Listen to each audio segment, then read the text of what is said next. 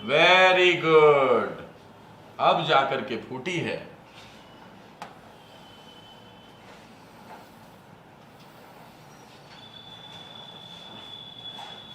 देखो भाई, जब आप बात कर रहे हैं बेंजामिन ब्लूम की, भूलना मत, ये बंदा बहुत महत्वपूर्ण है। जितना अच्छे तरीके से इसको पढ़ लिया, चाहे 5 दिन लगे, लेकिन इसे बहुत अच्छे तरीके से सब चीजों से जोड़ करके पढ़ो, मजा आएगा आप लोगों को। मतलब इसलिए नहीं कि मैं कोई फैन हूं इसका, I am no fan of him, but thing is that paper जब आता है तो इसके इर्द गिर्द घूमता है पेपर, ठीक है। बहुत स्ट्रॉन्ग वोकैबुलरी का इस्तेमाल किया है, बहुत स्ट्रांगली स्कूल स्टडीज को, कॉलेज स्टडीज को, टीचिंग लर्निंग को समझा है, थिंकिंग ऑर्डर को समझा है। हमने आपसे बात की कितने लेवल्स की? 6। हमने आपसे बात की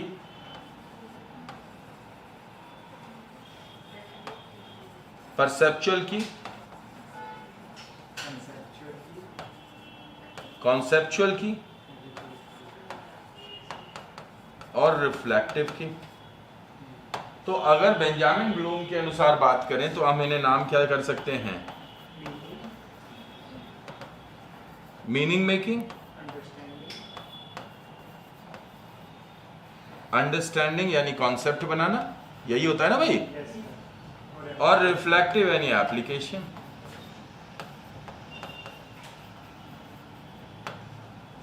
राइट। जब हम ये करते हैं तो हम कहां पे जा रहे हैं? जब हम ऐसा कर रहे हैं तब हम कहां जा रहे हैं? हम जा रहे हैं टुवर्ड्स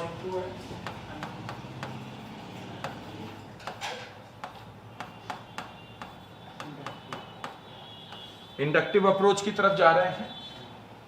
जब हमने इंडक्टिव अप्रोच की तरफ हम गए, हम थियराइज कर रहे हैं, तो हम उसे दूसरी थियरीज से क्या करेंगे? मैच करेंगे।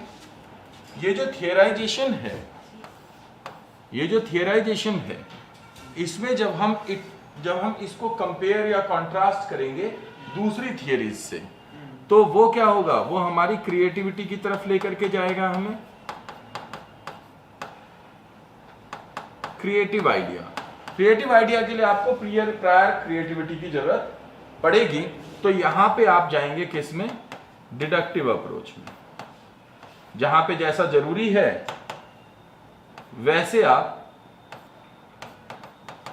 नॉलेज का इस्तेमाल कर लेंगे इस पर्टिकुलर रेंज तक, जो चीज आपको समझनी है। राइट। जब आपने ये कर लिया, अब आपको किस चीज की जरूरत पड़ेगी?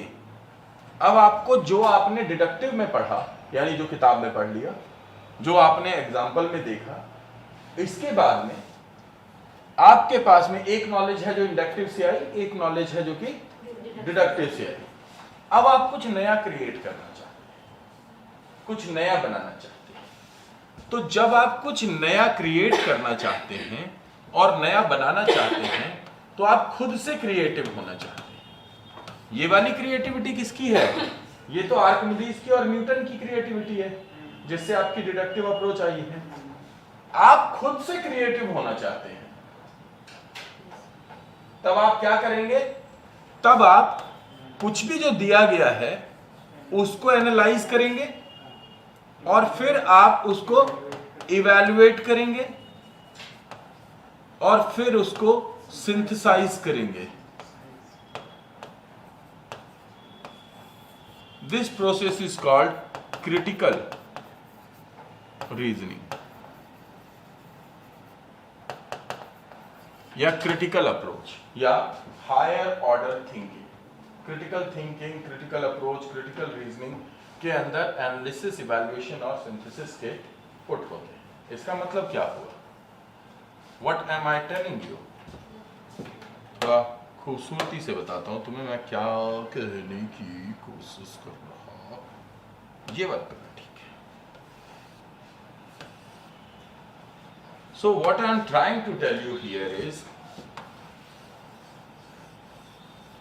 ये क्या है? ट्री। अच्छा,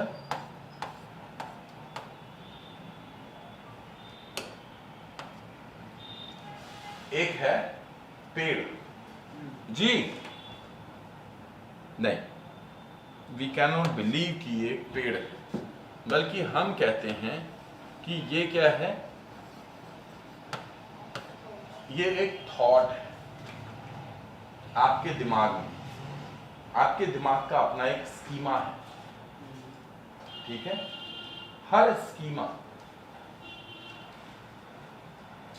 बढ़ता रहता है, एवर इंक्रीजिंग होता है, यानी कि इसके अंदर रिप्रोडक्टिव या रीजेनरेटिव नेचर होगा, एवर बिल्डिंग अप्रोच नेचर होगा।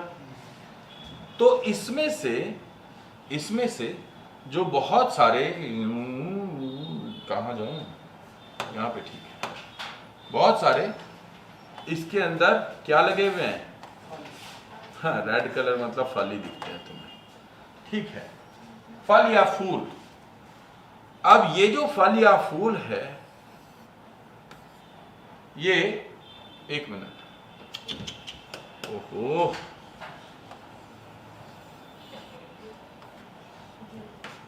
है ना। तो ये जो फल या फूल जो भी कुछ है, ये यहां से गिर जाता है एक बीज के रूप में, और ये क्या करता है, ये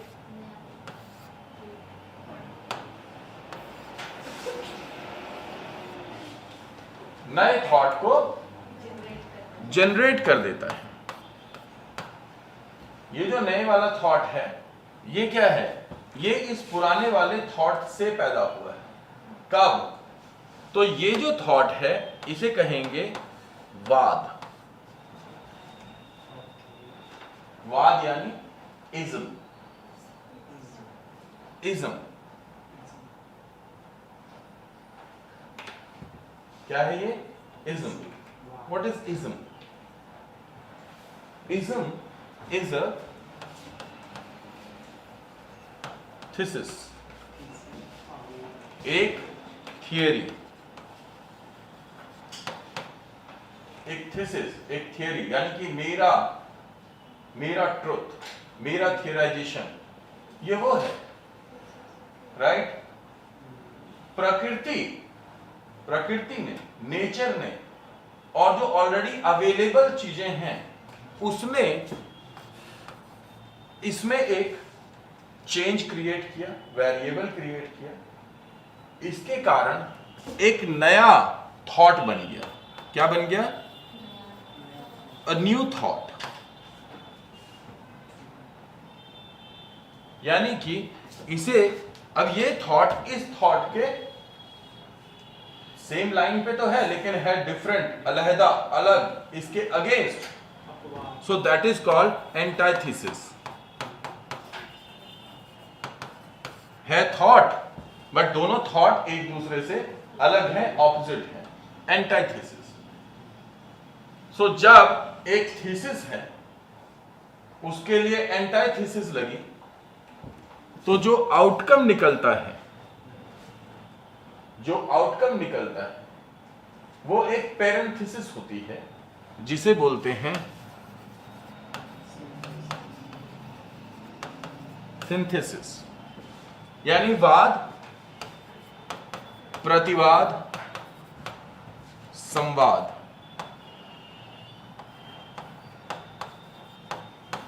सिंथेसिस क्या है? एक और बात, एक नई थियरी। सिंथेसिस क्या है? दोनों को जुड़ करके एक नई सिद्धांत बन गया। यही तो होता है। समझ में आई बात? फिर से समझो। There is a hole. Situation 1 is there is a hole, and situation 2 is there is a parts. There are parts. So hole को आपने ब्रेक कर दिया, किसमें? पार्ट्स में। जो पार्ट्स हैं ये अलग अलग समझने बड़े मुश्किल हैं, तो हमने क्या किया, हमने इसको होल कर दिया।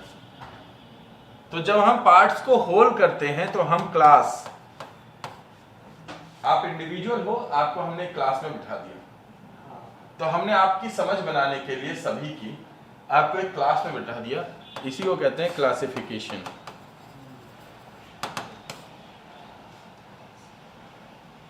क्या कहते हैं इसे? क्लासिफिकेशन। ठीक है। या फिर एक होल है, उसके अंदर हमने उसे ब्रेक किया और यहां पे क्या किया? कैटेगरी बना दी। So that is called categorization. So this categorization or classification is basically known as analysis.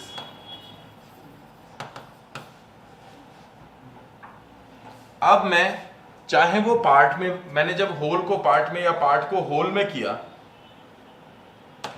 जब मैंने इस होल को पार्ट में या पार्ट्स को होल में चेंज किया, तो मैं क्या करना चाह रहा हूं? मैं करना चाह रहा हूं डिटरमिन। डिटरमिन क्या है? डिटरमिन है मेरा जजमेंट। डिटरमिन क्या है? डिटरमिन है मेरा जजमेंट। तो जहां पे डिटरमिनेशन होगी, जहां पे जजमेंट होगा, वो कहलाएगा इवैल्यूएशन।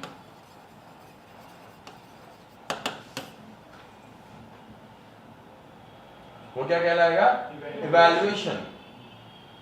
जब मैं इवैल्यूएशन करूंगा तो मेरे पास में कुछ पॉजिटिव आउटकम होंगे और कुछ नेगेटिव आउटकम होंगे डायग्नोसिस प्रक्रिया में। अब मैं अपने थॉट से, यानी कि मेरा जो न्यू थॉट है, ये तो मैंने बात की N1 की, फिर ऐसे ही N2, N3, N4, मैंने तो सिर्फ न्यूटन नहीं पढ़ा ना, मैंने तो कॉपरनिकस भी पढ़ा है, गैलीलियो भी पढ़ा है, बहुत सारे लोग पढ़े हैं मैंने तो। इन सभी में मैंने होल और पार्ट्स में बांटा है, सबका एनालिसिस किया, इन सबका इवैल्यूएशन किया, सबके नेगेटिव को मैंने क्या किया? छांट दिया, लेकिन मैंने पॉजिटिव को ले लिया, और सभी के जो पॉजिटिव हैं N1 plus N2 so on so forth, सभी के n को मैंने क्या किया? जोड़ दिया। तो इससे क्या बन गया? मेरा एक नया थॉट बन गया। So this new thought is novelty, hence proved synthesis is creation. So creative thinking or creation of something, comes from critical thinking or critical reasoning. बुझा रहा है? Yes, sir. समझ में आया कि? So basically what I am giving you is not knowledge. No. Knowledge तो आपको किताब से मिलेगी। What I am giving you, that आप रीजनिंग पढ़ रहे हैं, उसको पियाजे से कनेक्ट किया, वाइगॉत्स्की से कनेक्ट किया, and now you connected with Benjamin Bloom and Aristotle. So these connections which let you understand it better कि सिंथेसिस प्रक्रिया क्या है और क्यों हाईएस्ट ऑर्डर सिंथेसिस बोला जाता है, क्योंकि डंडी से डंडी और डिब्बे पे डिब्बा जोड़ा था सुल्तान ने। That's why that is called idea, that is called creation. तो उसने जो अलग अलग बिखरे हुए थॉट थे पार्ट्स में, उनको होल बनाया, and that whole is always greater than sum of its parts, and that's why he could ascend to those boxes, and then डंडी से डंडी जोड़ करके एक लंबी डंडी बनाई। तो वो छोटी डंडियां अलग अलग अगर यूज की जाए तो वो केले को नहीं ला सकती, लेकिन वो डंडियां जुड़ करके केले को पास तक खींचने में सफल हो गई। And this is how synthesis worked as creation.